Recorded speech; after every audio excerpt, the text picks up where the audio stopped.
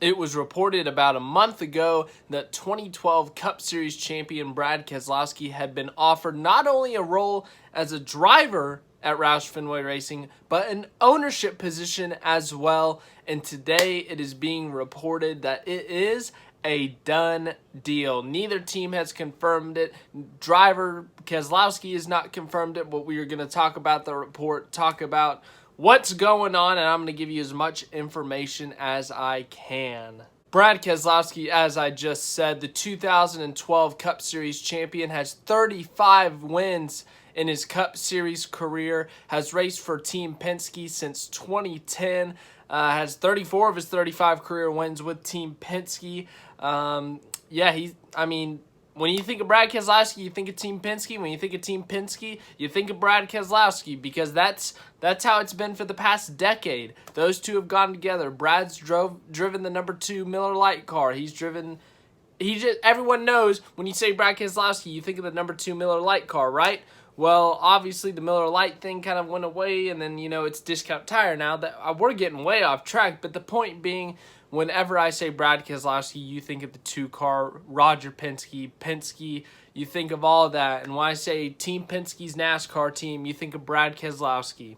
And, they've helped each other out a ton, obviously the championship, but all the wins along the way. They've won at tons of different tracks, Brad Keselowski has. Talladega, Daytona, Atlanta, Richmond, Martinsville, you name it, they've won it. So much success together, such a successful pairing, and it's over. Almost over. I mean, imagine going back a couple years ago and saying, hey, Brad Keselowski's going to leave Penske. People would be shocked because that duo is so good.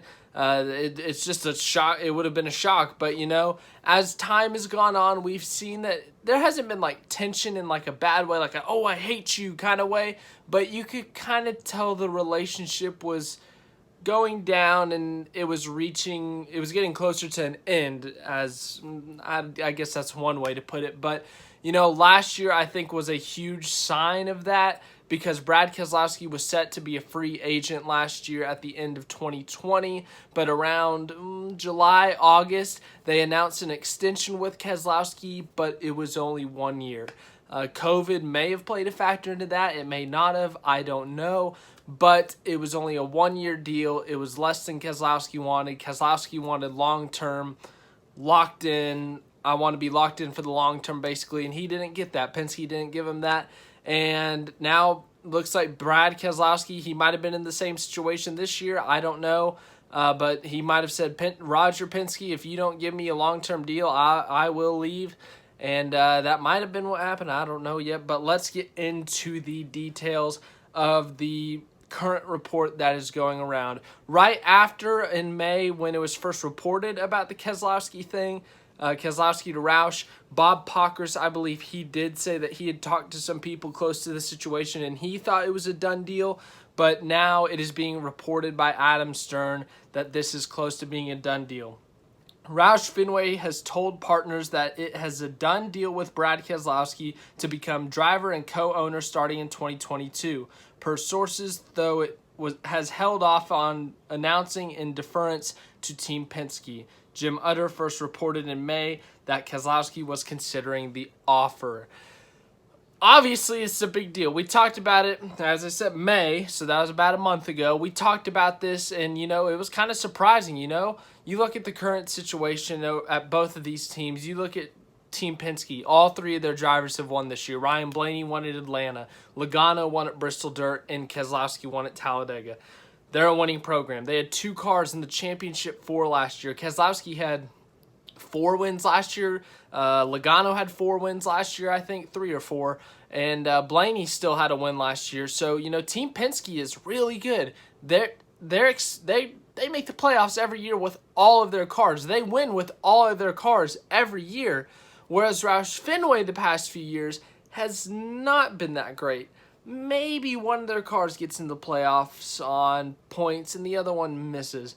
Maybe they get a win at Talladega or Daytona if things go their way. But other than that, it's been a rough let's call it 5, 6 years, 7 years for Roush Fenway Racing. Outside of those 2 Stenhouse wins in 2017 at Daytona and Talladega, I think you have to go back to Carl Edwards back in 2014 for their last win, because Kenseth left after 2012. Biffle's last win, I think, was in 2013. You think of that team, just, the drivers who driven for them. Kurt Busch, he won a championship with them. Matt Kenseth won a championship with them. So there is a lot of history with Roush Fenway Racing, but the recent memory, the past few years have just been rough for that organization. And so from a driving standpoint, it's really, I guess you could call it a questionable move. You could say, Brad, you're in a championship contending car, a race winning car every single week. Why would you want to leave that for a car that's been running 15th to 20th every week? But if you look at the long term, you look at the post racing, Brad Keselowski, he's not invincible. He's getting up there in age. He's got a family. He's going to want to retire from racing at one point. And you know what? At some point, he's going to have to get out of the car. And anyways, another way to stay in the sport without actually driving the cars is owning a team. We see a lot of ex-drivers or something start a team up. Jeff Gordon, he's currently a co-owner at Hendrick Motorsports. Tony Stewart co-owns Stewart-Haas Racing. Denny Hamlin's a big one, obviously, 2311 Racing. Justin Marks is an ex-NASCAR driver. He co-owns Trackhouse Racing. So we have seen ex-drivers go and make their own teams, or they, buy, stake. They buy some of the ownership stake. I don't know the big technical words, but they buy their stake in the team and they get their name thrown in there, or they get a percentage of the team, and that's how they stay in the sport after they're done driving. And it looks like that's what Keselowski wants here. I think they would slap his name on the end there, so it'd be Roush Fenway Keselowski Racing or RFK Racing. There's no logo release. Nothing's been released. I think the reason, I read this somewhere, I think the reason that there hasn't been an official statement from either team or Keselowski, I think somewhere in Keselowski's contract it says he's not allowed to discuss his future plans outside of Team Penske past a certain date.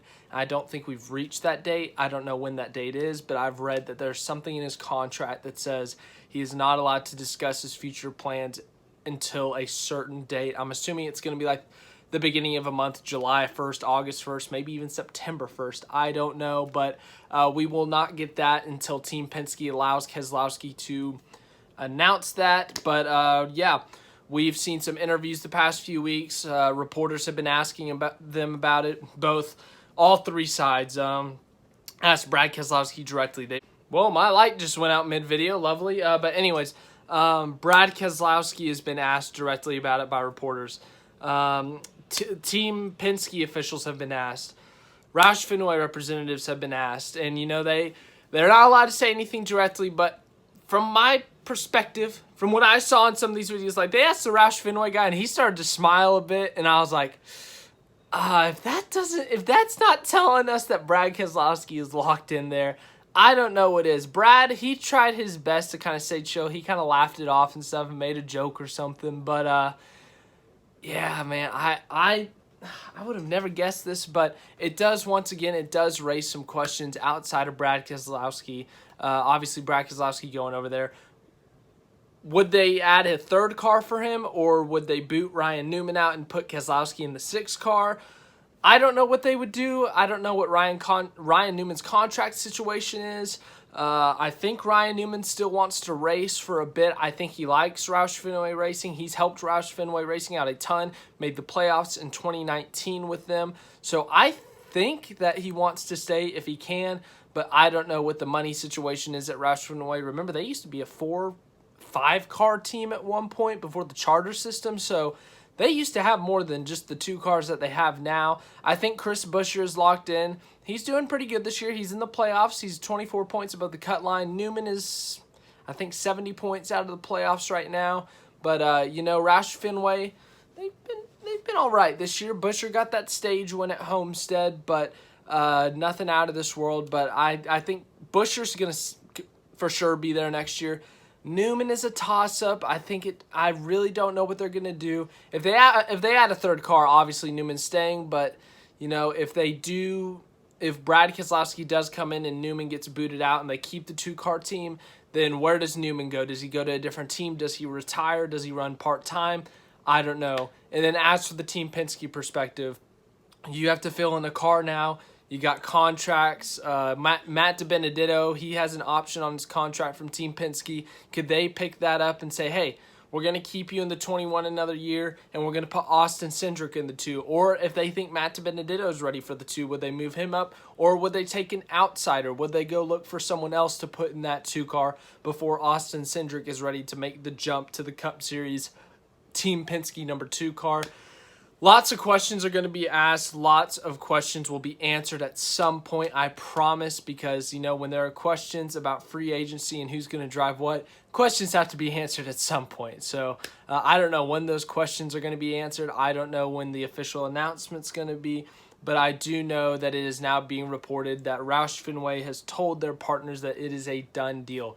Brad Keselowski will be at Roush Fenway Racing next year, driving the car, and will also have an ownership stake in the team. So, yeah, obviously huge news. As we talked about a few weeks ago, this is probably the biggest news so far in terms of silly season and stuff. We've talked about different teams and stuff trying to add a second car like 2311 and Trackhouse. We've seen new teams come into the Cup Series like GMS and like Colleague, but we have not seen a major switch yet in rides, someone leaving one team for another, and this would be the first major one. We've even seen contract extensions with teams, but this would be the first major driver, championship winning driver, 35-time race winner, leaving his team that he had all of his success with to leave for another organization. So yeah, that's my thoughts on the situation. I'm still a little shocked that this is happening. But, in terms of the long term for Brad Keselowski, it's good for him because he's going to have an ownership stake. He's still going to be able to be involved in NASCAR in a way. But in terms of his driving, if he, I think it's definitely a step down.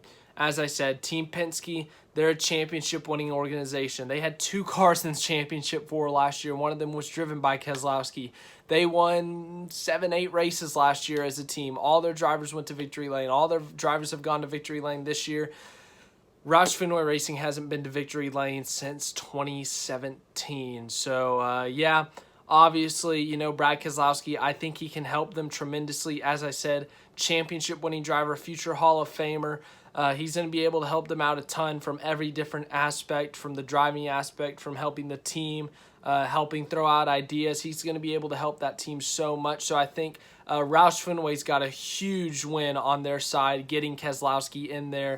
They're the biggest winners out of all of this, I think. It's Roush Fenway getting Keselowski. But that's it. That's this video. I hope you enjoyed. If you did, make sure to leave a like, subscribe, share, all that stuff. Leave me your thoughts in the comments. Should or I guess it's already a done deal, so, but what's your opinion on Brad leaving? What's your opinion on him going to Roush and, becoming an owner versus maybe staying at Penske a couple more years and contending for another championship? But thank you for watching. Have a great rest of your day. So somehow, in the time that I talked about the Keselowski to Roush deal, I forgot to mention his response to the situation. He posted this little gif of the Simpsons dude walking backwards into the bush, basically, saying, oh, oof, when he said logs onto Twitter, and obviously he saw the reports and stuff. But yeah, that's his response.